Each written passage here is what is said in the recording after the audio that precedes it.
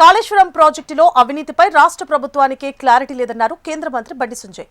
ముందు ప్రాజెక్టు మొత్తం అవినీతి అని, ఇప్పుడు 9,000 కోట్లకే ఎందుకు విచారణ అంటున్నారని ప్రశ్నించారు. కాళేశ్వరం మంచి ప్రాజెక్ట్ అయితే సీఎం ఆ విషయాన్ని ఒప్పుకోవాలి అన్నారు.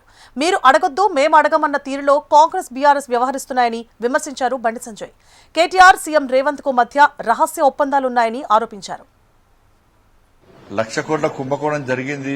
కాళేశ్వరం ప్రాజెక్టు మొత్తమే పెద్ద కుంభకోణం అని చెప్పి మా అధినాయకత్వం మేము విమర్శిస్తున్నాం. ఎన్నికల ముందు మీరు కూడా విమర్శించారు. కానీ ఇప్పుడు ఏమంటున్నారు? కాళేశ్వరం మొత్తము కుంభకోణం కాదు, కేవలము సుందిల్లా, మేడిగడ్డ అన్నారు. ఈ 3 మాత్రమే విచారణ జరపాలి. దీని విలువ ఎంత? 9,000 కోట్లే.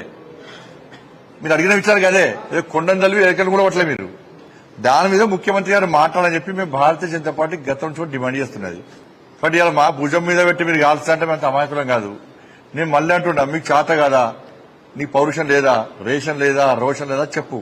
నాతో కాదు, నాతో చేత కాదు.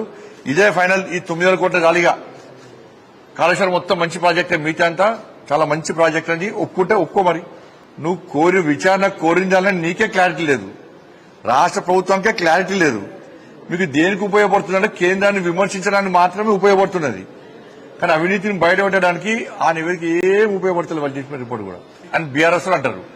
అనగానే మరి 10 సంవత్సరాలు దిద్దామా అంటారు. ఇప్పుడు ఇంకో స్కామ్ అంటారు, మళ్ళీ 10 సంవత్సరాలు దిద్దామంటారు. అంటే మీరు 10 సంవత్సరాలు దోసుకున్నారు, మీరు 2 సంవత్సరాలు దోసుకుంటున్నాము. మీరు అడగద్దు, మేము అడగాము. ఇది క్లారిటీ. కేసీఆర్ కుటుంబం మీద బీఆర్ఎస్ పార్టీ నాయకులు ఏం చర్యలు తీసుకుంటారో చెప్పాలి. ముఖ్యమంత్రి గారికి కేటీఆర్ గారి మీద ప్రేమ ఎక్కువ.